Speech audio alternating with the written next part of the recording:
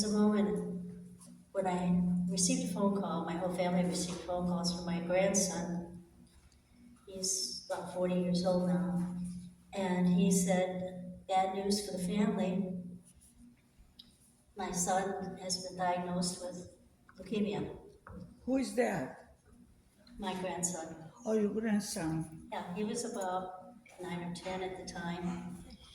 So wow, I have goosebumps every time I talk about it. But, excuse me, How I old? used to have the How camera. old is? He was about 9 then, he's 13 now. God bless him, for the grace of God, he's still with us. But it was miraculous from there on out. My grandson said to me, my great-grandson has leukemia, and he said, I'm gonna need you, Nani. He said, we don't have anyone to take care of him when my wife and I are at work. We have a few days off, we all had separate days off, so I only had to go 2 or 3 days a week up to Lutz in the mornings so he could leave for work and drop off his my great-grandson's little sister at daycare. So that began a time in my life. I get up at 7 o'clock in the morning, which I'm an early riser anyway, and I got to Lutz by 7:30. And they would leave in the morning, and I'd be as quiet as I could while Braden was resting. He needed his strength at that point. He was not allowed to go to school because his immune system was very weak.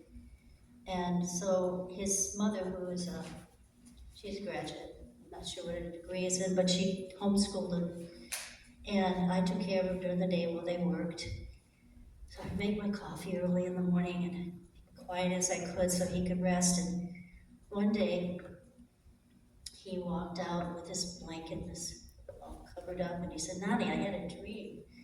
And I said, you did? I said, what was the dream about? He said, well, I was lying in bed, and he said, I felt that there was someone on my bed. He said, I didn't open my eyes because I was afraid. And I thought, well, it's just my cat. And then he thought, my cat never gets out of bed. So he opened his eyes, and I said, what happened? He said, Jesus was sitting at the end of my bed. And he said, Jesus looked at me and he said, Braden, you're going to be fine. And he smiled Oh at my me. God. And then he was gone. And I said, do you think you had a dream? And he said, no, because he was there and then he was gone. Okay, so this is a child, the family were churchgoers, they were raised in the church. How does he know to have a dream like this and tell everybody about it, and be so certain? Well, I had been going to church and I believed it. So that night, I told my grandson, Ryan, his father, what had happened. And I guess he was amazed too, and later on that night, he must have talked to Braden about it. Okay. So I made a point of finding a Bible for age-related child, and also one that has illustrated pictures of Bible stories. And we would look at it whenever he felt up to it. He was getting weaker and weaker, and the different tests made him weaker. He had a handful of pills Oh my God. every morning and every night, and was losing his appetite. But I kept him content as much as I could. He slept a lot. And then the hospital sent out a request for a donor for his bone marrow. And at that time, I went to my church and I asked, please pray for my great-grandson. And we have a powerful prayer group. And they jumped right on it, and throughout his sickness, they were praying for him. And all the friends at church and all my family prayed.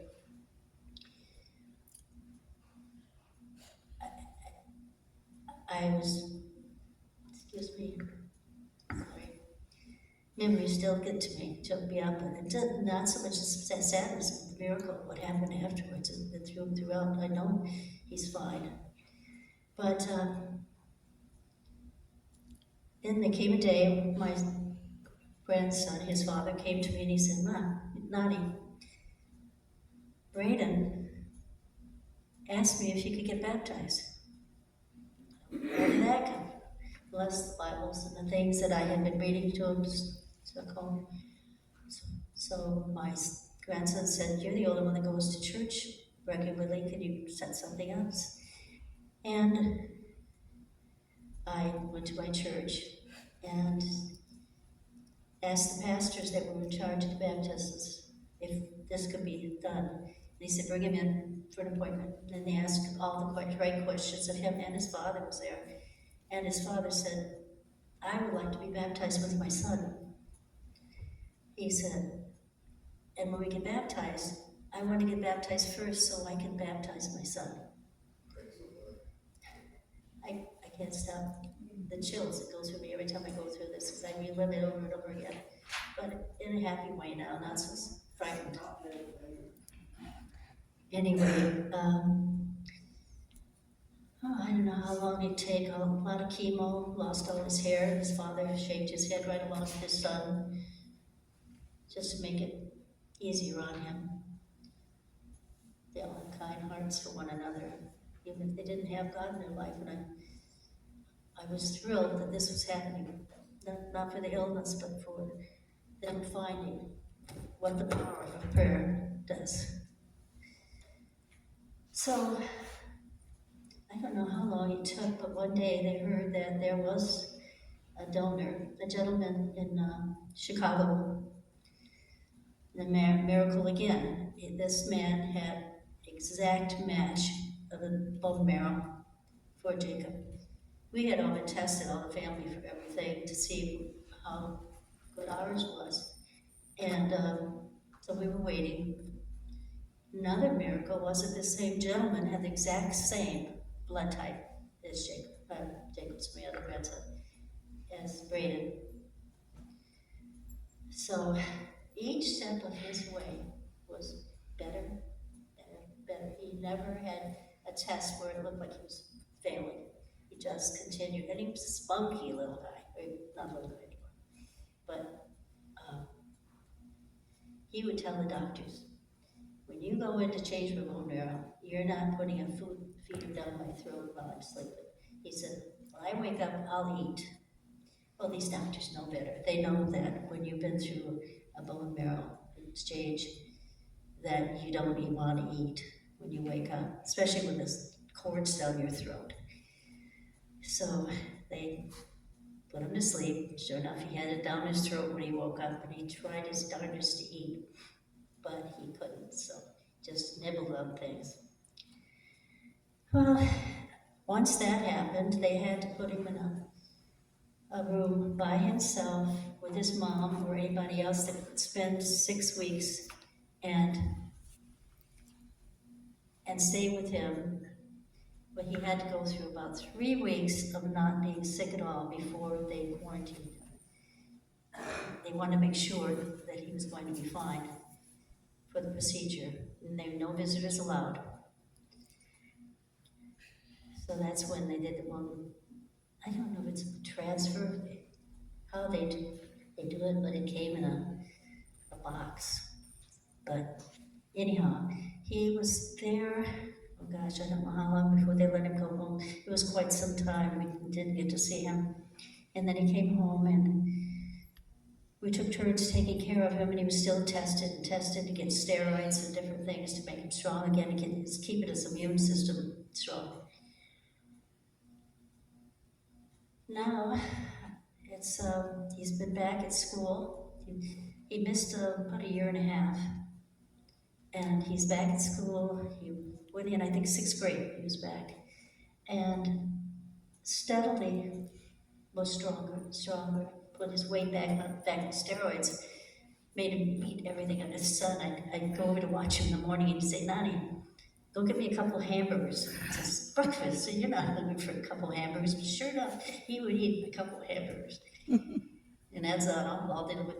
I'd make him a pizza in the afternoon. He'd eat the whole thing. But that's good. That's good. So I don't know where to go from that, except that now we fast forwarded a few years now. He is 13 years old. He's top of his class in middle school. He's in band, he plays saxophone like you wouldn't believe, and he hasn't been taking very long, and now he started studying the violin. What else has he accomplished? Oh, he joined Boy Scouts, and he is now troop leader in the Boy Scouts. Wow. Oh, boy. Yeah, I don't know why. He's got a mission to keep him because there's a plan for him, but this boy's going somewhere.